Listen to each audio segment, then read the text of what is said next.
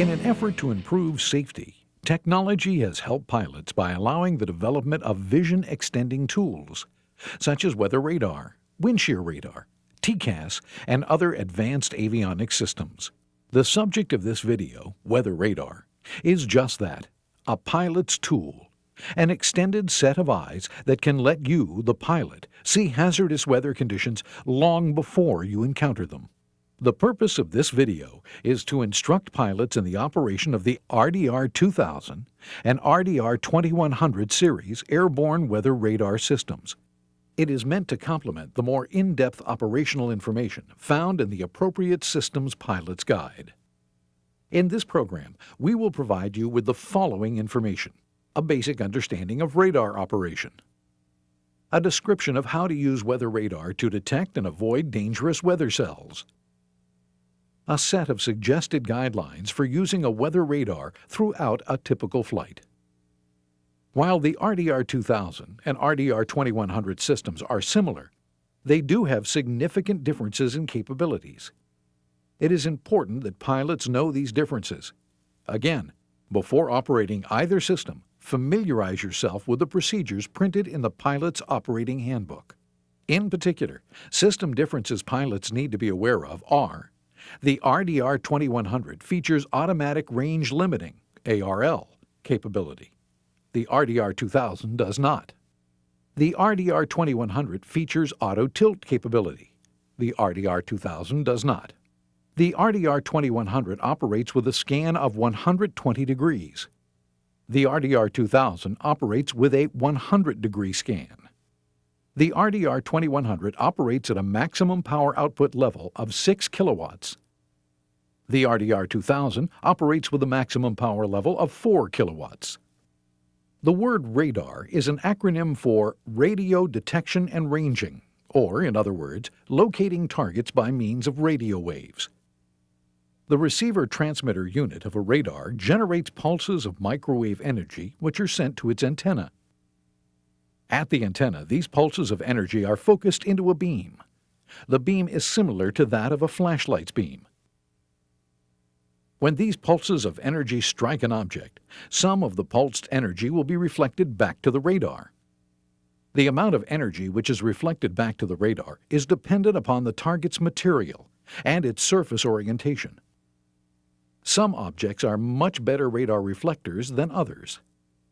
A raindrop is basically spherical in shape and is a fairly good radar reflector. Snowflakes and dry hail, on the other hand, have very complex structures and do not favor radar reflection. Upon returning to the antenna, the reflected radar signals, or echoes, are displayed in the cockpit on the Planned Position Indicator, the PPI. The radar display presentation appears as a down view of the target being scanned by the radar's beam, unless the pilot has selected the vertical profile function, which displays a vertical cross-section of the weather. The pulse of energy which is transmitted from the radar antenna is in the form of electromagnetic microwave energy. Its frequency of operation is 9.3 billion cycles per second. It travels through space at the speed of light. The distance to a target is determined by measuring the round-trip travel time of the pulse. The direction to the target is the direction the antenna is pointing when it receives the target's echo. RDR-2000-2100 series airborne weather radar installations contain three basic components: an antenna receiver transmitter unit for transmitting, receiving, and processing the radar energy, the antenna which focuses the microwave energy into a beam and continuously scans it from side to side and has the ability to point it at a specific elevation angle, a radome which is a protective covering for the antenna that allows the pulses of microwave energy to pass through it, and a display unit which displays the processed radar echoes as well as providing a mounting point for the system controls. In order for you to properly operate a weather radar, it is essential that you have an understanding of the characteristics of a radar beam. The radar beam searches a horizontal slice of airspace 50 to 60 degrees to each side of the aircraft's longitudinal axis. The size of the antenna is the main factor in determining the width, in degrees, of the radar's radiated beam. The larger the antenna, the smaller the beam width. And more importantly, the smaller the beam width, the more accurately the system can display weather returns, especially at longer ranges. The type of antenna normally used by business and general aviation aircraft is round in shape, with a 10-inch or 12-inch diameter. It produces a cone-shaped beam 8 or 10 degrees wide. Probably the most important aspect of a weather radar is the antenna beam illumination characteristic. To make a proper interpretation of what you are seeing on the display, you must have an understanding of what the radar beam is seeing. Here is a side view of the radar beam characteristic, with a storm depicted at a distance that causes the size of the storm to just fill the 3 dB beam width. This would be the typical situation for a storm at approximately 40 nautical miles with a 12-inch diameter antenna. To enhance your understanding of this tape, it is important to understand and be able to visualize this situation. To help you do this, some observations are in order. Note that the antenna gain versus angle characteristics is a continuous function at all angles. Now, this means there is a gain value associated with all forward angles relative to the selected tilt angle. In this figure, the tilt angle is shown as 0 degrees. This means the beam center is along the same angle as the aircraft's flight angle. Next, the points on either side of the beam where the antenna gain is down 3 dB relative to the maximum gain defines the 3 dB beam width. The remainder of the tape uses the cone-shaped 3 dB beam width extensively to illustrate how the beam spreads with distance. It is also important to realize that the antenna gain does not go to 0 outside the 3 dB beam width. It just continues to reduce with increasing angles. This is what is meant by a continuous gain function. This understanding is important when we discuss ground clutter reflections later in the tape. Also note that there are small lobes of the gain characteristics at fairly large angles. These are called side lobes. Generally, these are not important since the gain value of these lobes is down 25 or more dB from the peak. However, a bad radome can increase these side lobes to a point that they can cause a constant radar reflection from the ground. This is commonly referred to as an altitude ring, because the display will show a concentric ring at a distance equal to the slant range of the side lobe to the ground. Because the radar beam is just like a flashlight's beam, the radar beam's diameter enlarges as it travels outward into space away from the antenna. For those of you who are mathematically inclined, the beam width diameter can be calculated at a given range using the following equation. Beam width in feet equals the range in nautical miles times the beam width in degrees times 100. As an example, if the range is 10 nautical miles and the beam width is 8 degrees, the beam is 8,000 feet wide. Beam width in feet equals 10 times 8 times 100, which equals 8,000 feet wide. At 20 miles, it's 16,000 feet wide. While this is good background information, proper use of a weather radar requires no calculations at all. One of the effects of beam spreading is to reduce the radar's target resolution capability. That is, its ability to separate two targets at the same range but located at slightly different viewing angles. When the distance between two targets at the same range is less than the diameter of the beam, the two targets merge together on the display and appear as one. As the aircraft approaches the targets and its beam diameter at their location becomes smaller than the distance between them, they are resolved as two separate targets. A stabilized antenna means that the antenna continues to scan horizontally relative to the horizon during moderate aircraft maneuvers. To accomplish this, a reference is established by the aircraft's vertical gyro, usually a component of the autopilot or integrated flight control system. With the tilt control set to 0 degrees, the radar beam center is set at the aircraft's altitude and projects 4 degrees above and below the horizontal plane. The tilt control can be used to direct the beam plus and minus 15 degrees with respect to the horizontal plane for a 12-inch antenna. Without stabilization, the antenna tilt angle is referenced to the longitudinal axis of the aircraft and will not be corrected by the gyro inputs during aircraft maneuvers. During maneuvers, heavy ground returns will normally be displayed. Antenna stabilization loses its effectiveness when the combined pitch, roll, and tilt angles exceed about 30 degrees. These limits can be exceeded during high pitch and roll maneuvers and will cause heavy ground returns to be observed on the display unit. Pilots who fly aircraft using conventional vertical gyros can be expected to experience some stabilization degradation during periods of acceleration. This phenomenon is due to precession errors developed within the gyro. These precession errors are caused by aircraft acceleration during takeoff and shallow bank turns of less than 7 degrees. To verify the accuracy of the radar stabilization system, an in-flight check may be initiated. Fly the aircraft level at 10,000 feet AGL. Select the map mode, stabilization off, and set the indicator at 20 nautical miles. Now with the RDR 2100, disable the auto tilt by pressing the tilt select knob. Set manual gain to maximum. While flying level, which is 0 degree pitch, 0 degree roll, adjust the tilt control until a pattern like this appears. Note, record the tilt position for future reference. If the inner ring of the displayed image is not parallel to the range marks, the mounting of the antenna is not parallel to the horizontal axis of the aircraft. Now, turn the stabilization on. If the display pattern appears as either of these images, the RDR 2000 and RDR 2100 can compensate for the angle using the roll trim capability. You can adjust the roll trim with a small screwdriver through access in the radar indicator controller.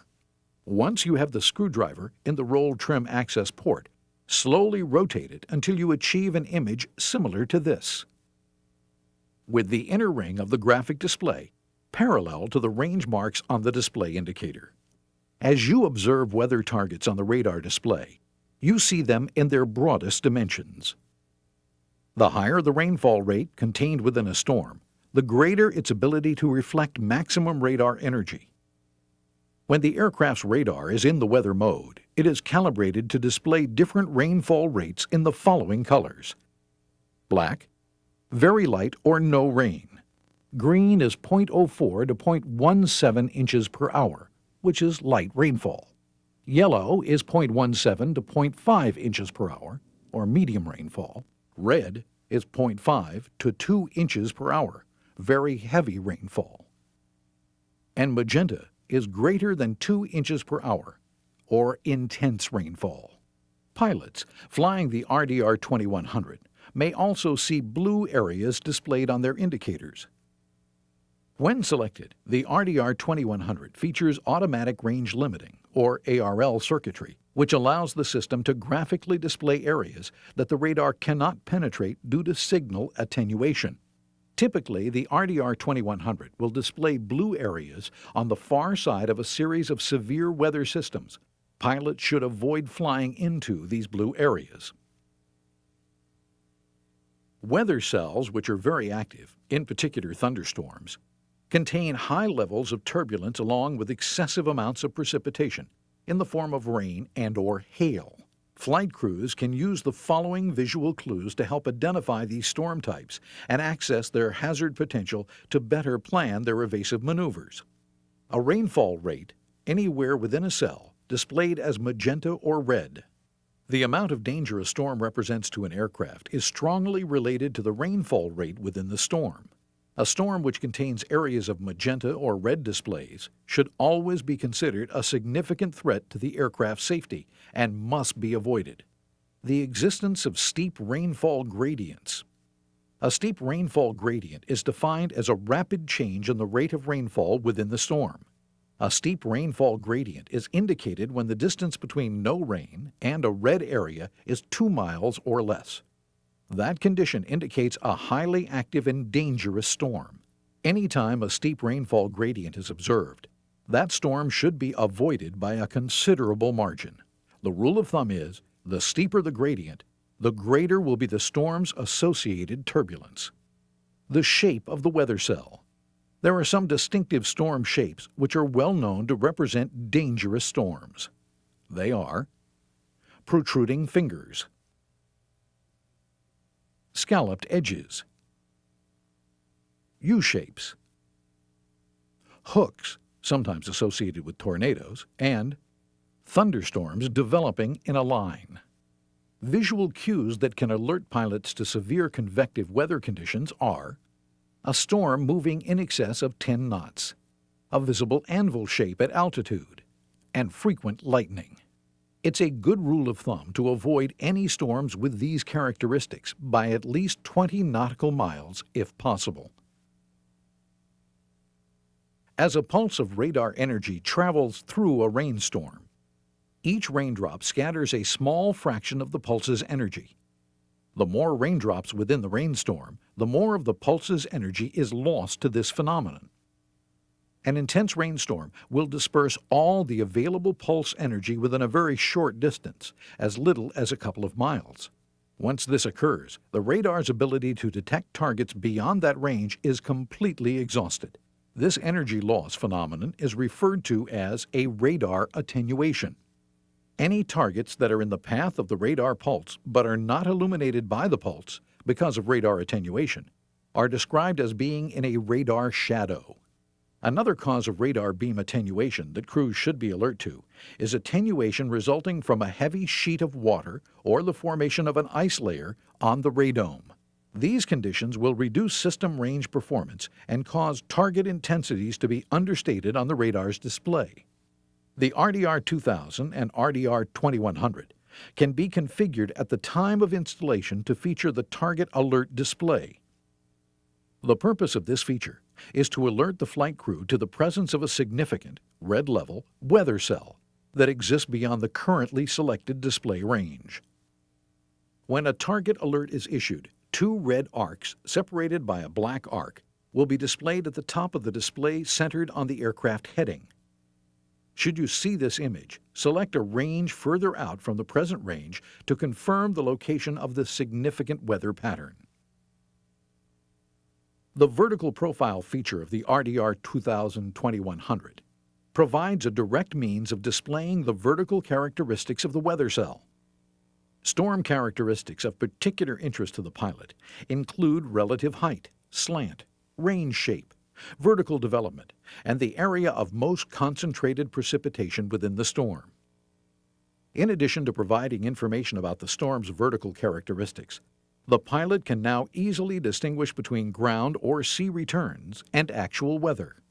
Operation of the vertical profile is easy. Press and hold either the TRK track left or TRK right button. A yellow line will appear on the screen and start to slew in the direction selected.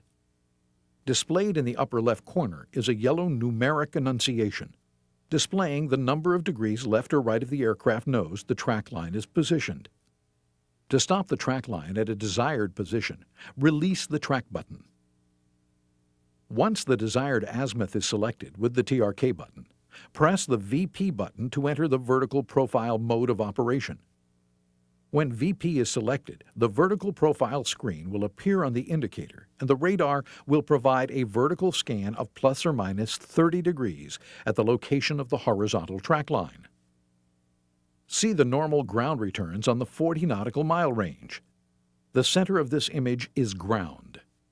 As the beam is scanned over the ground, the solid returns create a mirror image about and below the ground level, providing reflectivity equal to the beam width and the power level. Displayed as strong symmetrical ground returns at 130 nautical miles are flat terrain with Denver and the background mountains. When the beam shows a symmetrical image about the ground return center line, either the returns are from a very solid object, such as the ground, or a very intense low-level close-in storm. Watch for non-symmetrical returns. They indicate weather. An intense high-level storm is depicted by the non-symmetrical returns. When 40 nautical mile range is selected, normal ground returns appear out to 25 nautical miles. At 20 nautical miles, the radar shows an area of isolated precipitation between the aircraft and the major storm, which starts at 25 nautical miles. The roll cloud is a fairly typical phenomenon associated with severe weather. Aircraft is on the ground at Fort Collins, Loveland, Colorado. Selecting 20 nautical miles.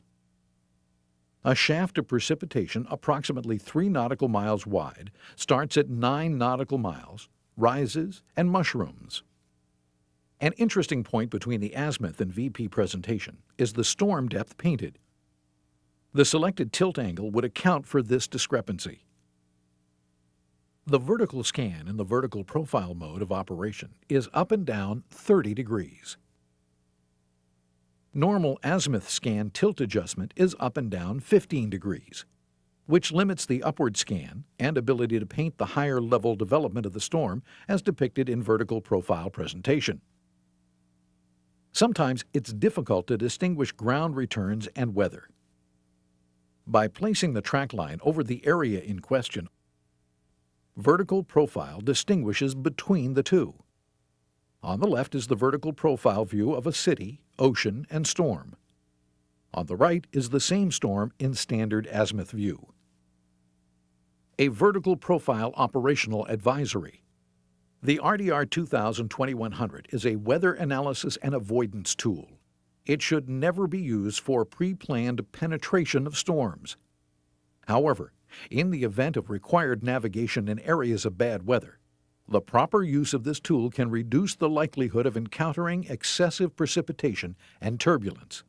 The RDR 2000-2100 radar greatly simplifies the task of determining vertical characteristics of a storm by pictorially displaying a vertical slice of the cell and showing its radar height.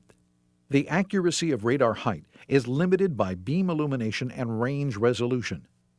Since cloud tops composed of ice crystals or dry hail, both of which have low radar reflectivity, or storm-associated turbulence without precipitation, may extend several thousand feet or higher.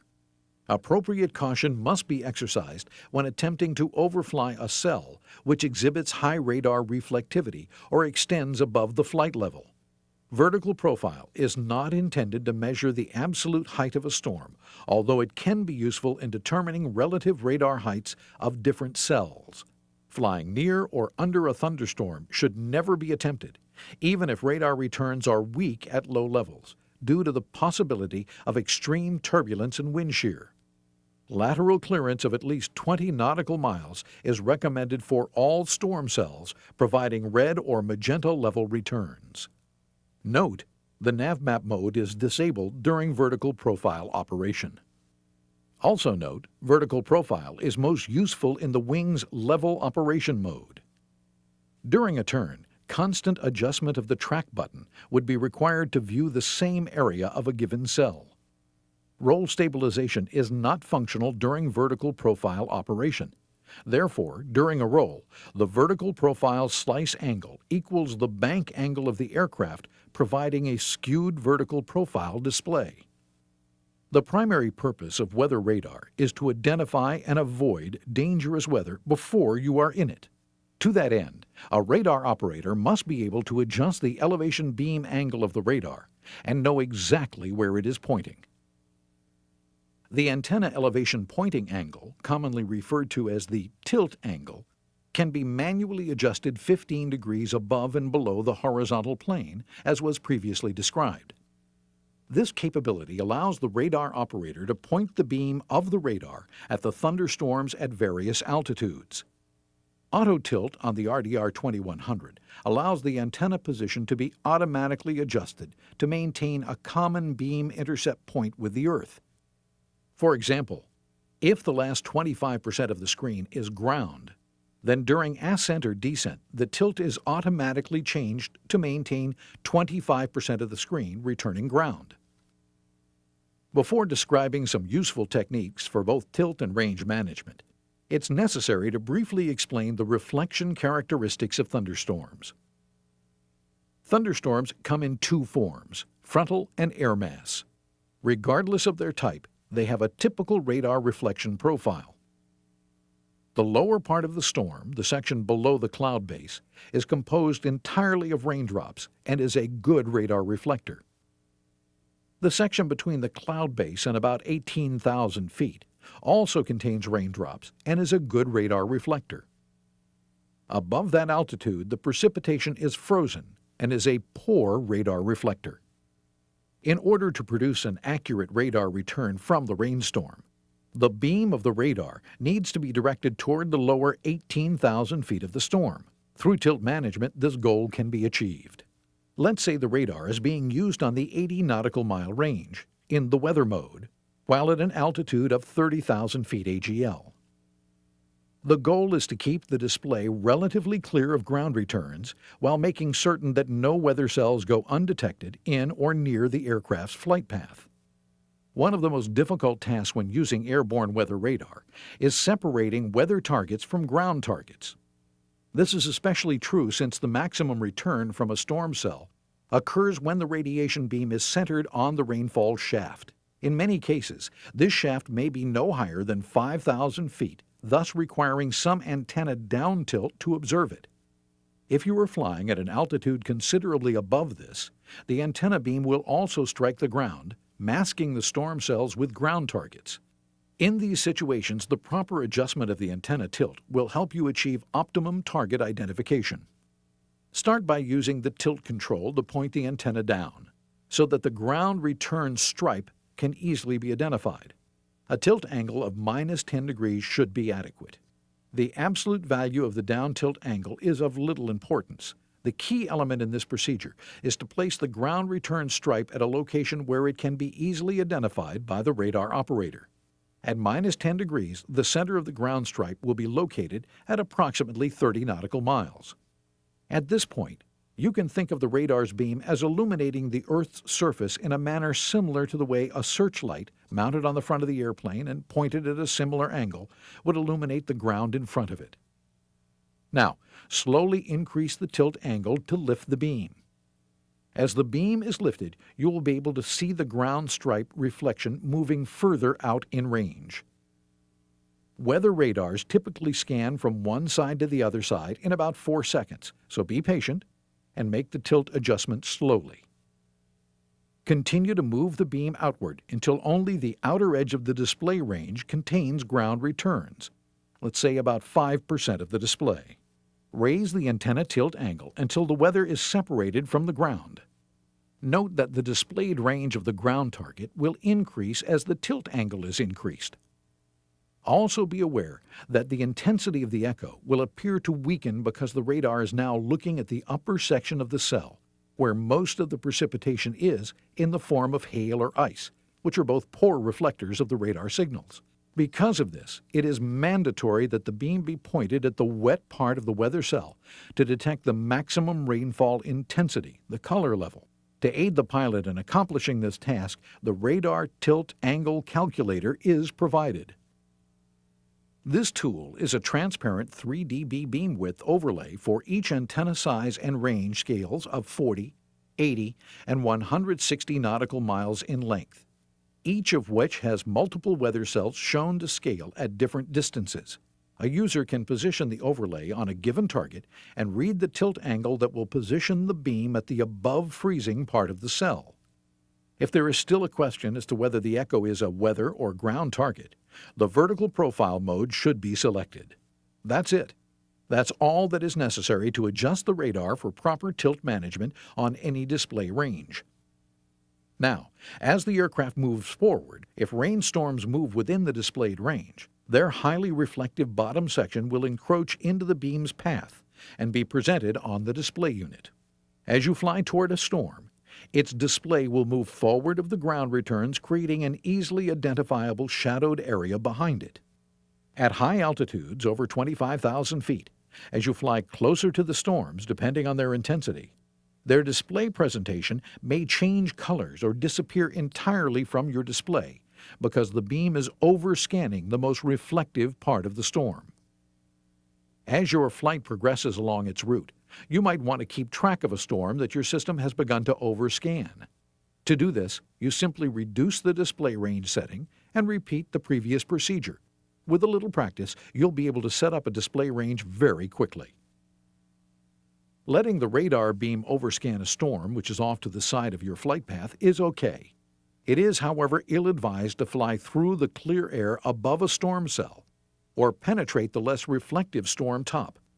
That area of the storm can be very dangerous due to the unstable air and the possible presence of hail. Overscanning by setting the tilt too high is undoubtedly the most common mistake pilots make when operating a radar. If you change altitude, consider the geometry of the scenario. If you descend, you need more up tilt to display the correct radar picture. And if you ascend, you need more down tilt. You should adjust your antenna tilt each time you significantly change your flight altitude.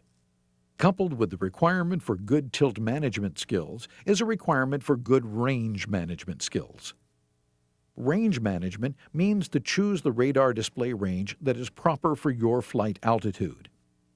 If your flight path is below 18,000 feet AGL and you use the recommended tilt management procedure, you can use any display range and not be in danger of overflying a dangerous storm.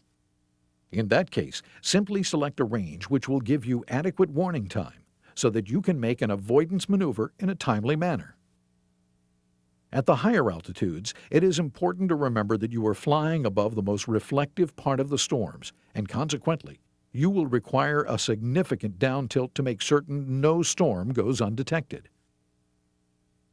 If you ever find yourself in doubt about whether or not the tilt position is correct after you have made a range change, move the tilt angle down briefly and readjust the beam to give the correct amount of ground return. The best way to develop good tilt and range management skills is to practice them in good weather. Once you have gained these skills and refined them, it will be a simple matter to properly adjust the tilt and range controls for safe weather avoidance. At long distances, as was previously described, the energy within the pulse spreads out over a large area. At 100 nautical miles, the beam is 30,000 feet in diameter.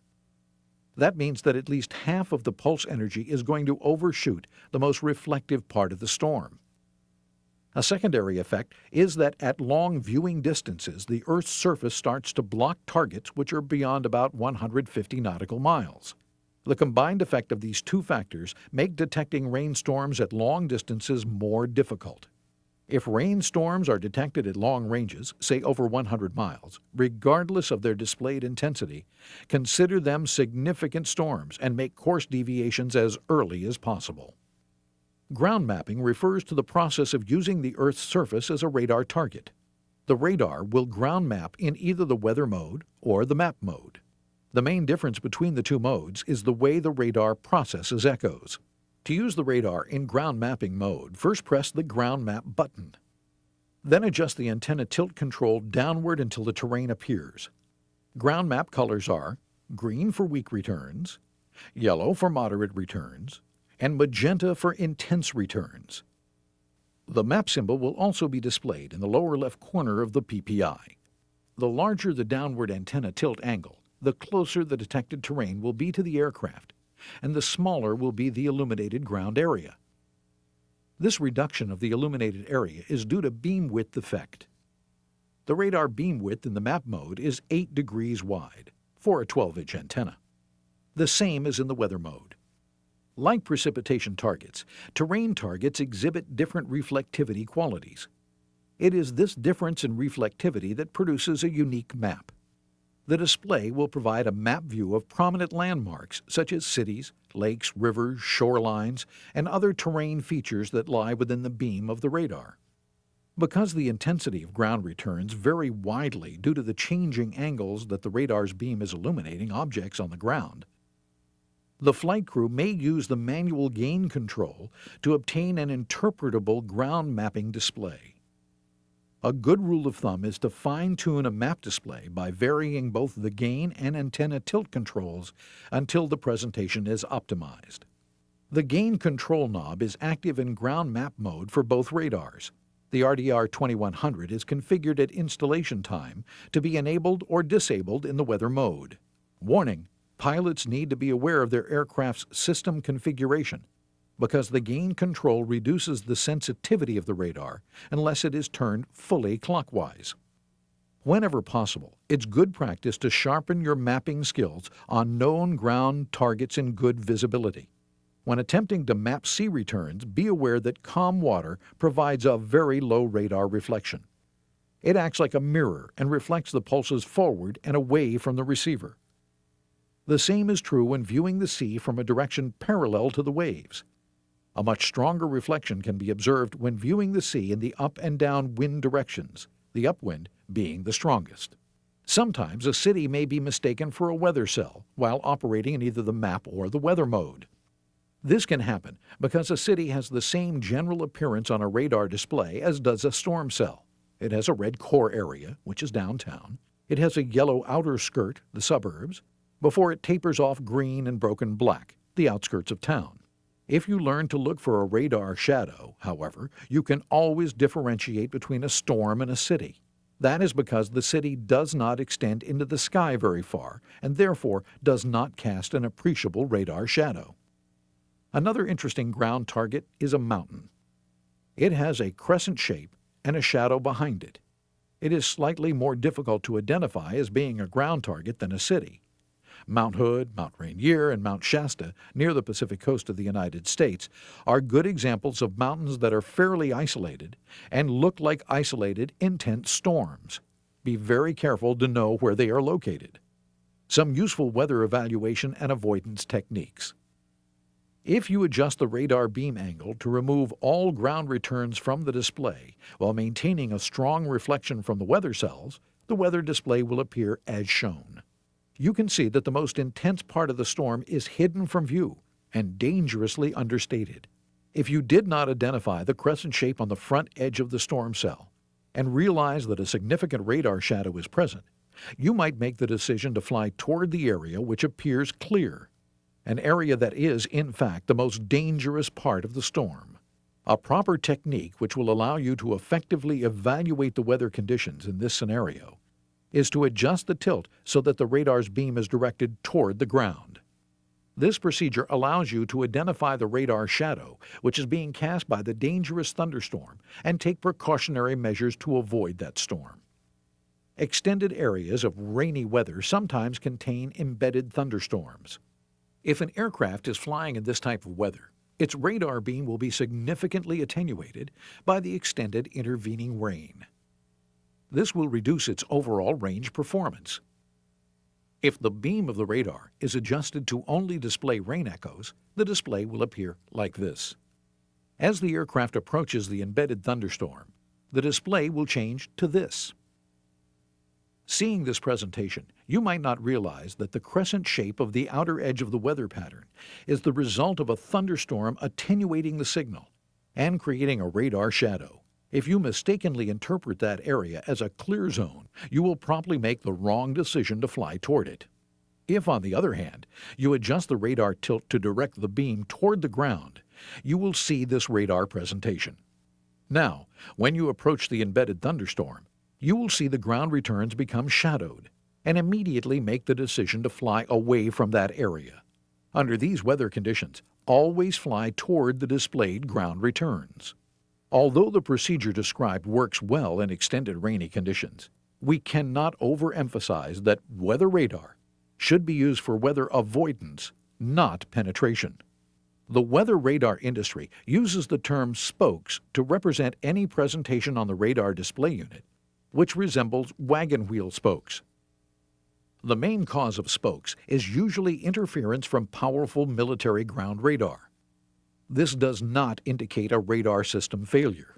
If you are uncertain whether the radar system is malfunctioning or if the spoke is being caused by an external source, change the heading of the aircraft slightly and notice if the heading of the spoke changes in the opposite direction the same number of degrees. If it does, it is external interference. Ignore it. A set of suggested guidelines for using a weather radar throughout a typical flight, as found in the pilot's handbook. While the aircraft is parked at the gate and taxiing in congested areas, keep the radar system in the test mode.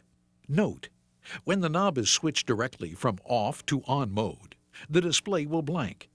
As the radar sweeps, the blue-white pattern will grow outward. This progression allows pilots to gauge the status of the 60-second warm-up period.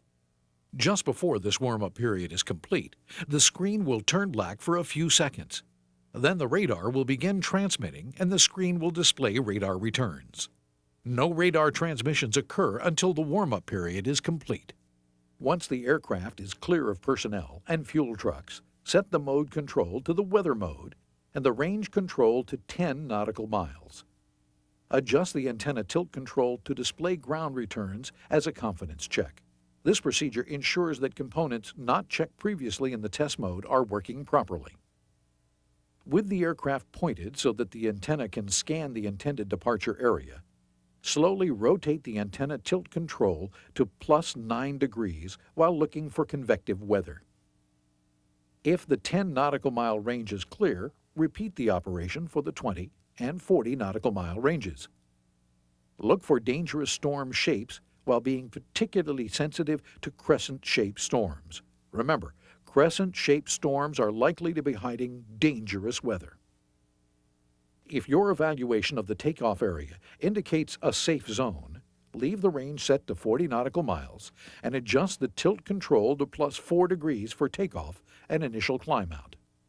A special note: on aircraft that use conventional gyros, set the tilt to +7 degrees instead of +4 degrees. This additional +3 degrees compensates for the 3-degree acceleration error caused by precession of the gyro during acceleration. Precession error affects both pitch and roll during takeoff and climb out.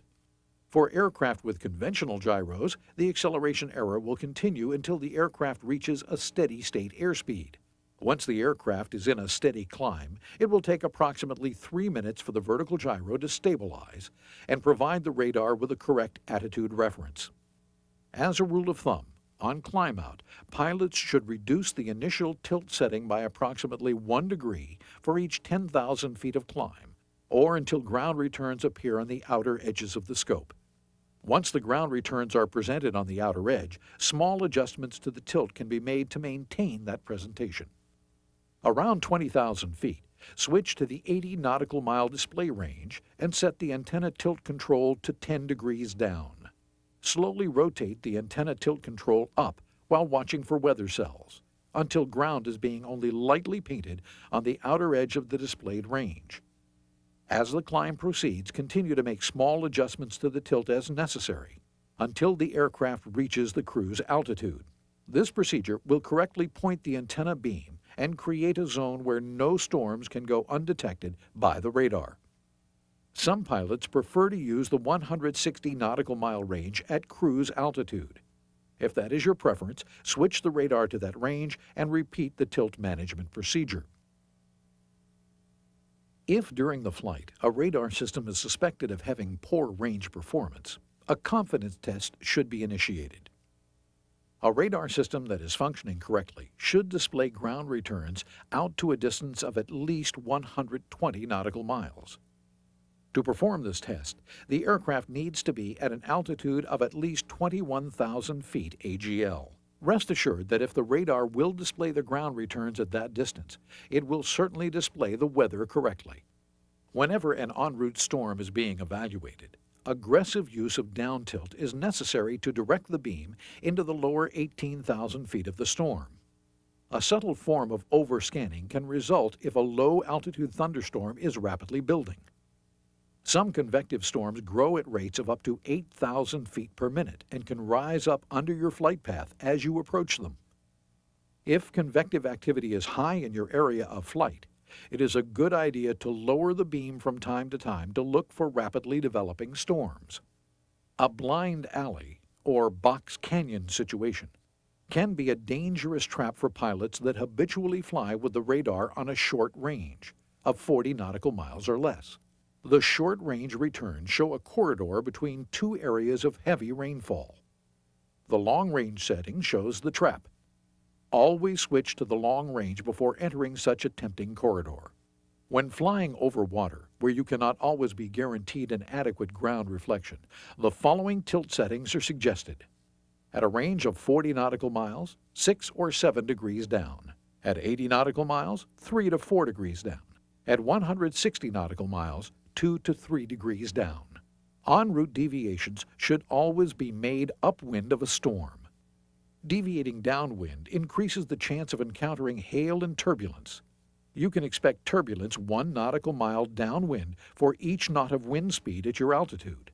As a general rule, you should avoid thunderstorms by the margins shown.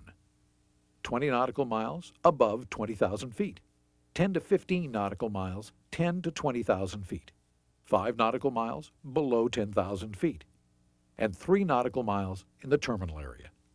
On descent, in order to maintain the proper display presentation, it will be necessary to adjust the tilt up approximately 1 degree for each 10,000 feet of reduced altitude. Weather evaluation of the terminal area should begin at about 70 miles out. This evaluation should include aggressive use of the tilt control to assess the intensity of any weather targets in the area. If a storm is located in or around the terminal area, adjust the radar's display range to emphasize the storm's location, and adjust the tilt control to direct the radar beam toward the bottom of the storm. By following this procedure, you'll be able to observe if any radar shadow exists. If one does, fly away from it. Again, if there is any question as to whether the echo is a weather or ground target, the vertical profile mode should be selected. On final approach, adjust tilt to 6 degrees up using the 10 or 20 nautical mile range. This will allow the radar beam to safely scan the terminal area for weather activity, while eliminating ground returns and minimizing the radar workload. Evaluating weather should be an ongoing process until the landing is completed.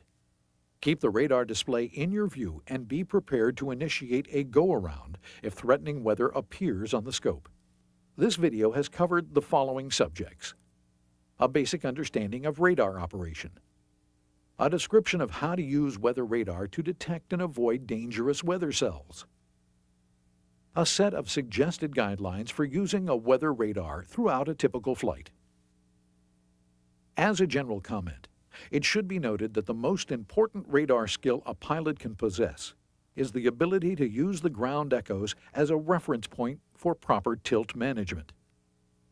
By learning to use the beam to observe the ground in good weather as often as possible, you will become familiar with its reflection characteristics.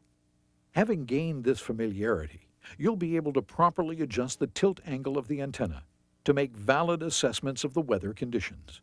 Remember, weather radar is a vision extending tool for pilots that provides significant warning of hazardous weather. Use this tool wisely, and it will add to the safety of your flight.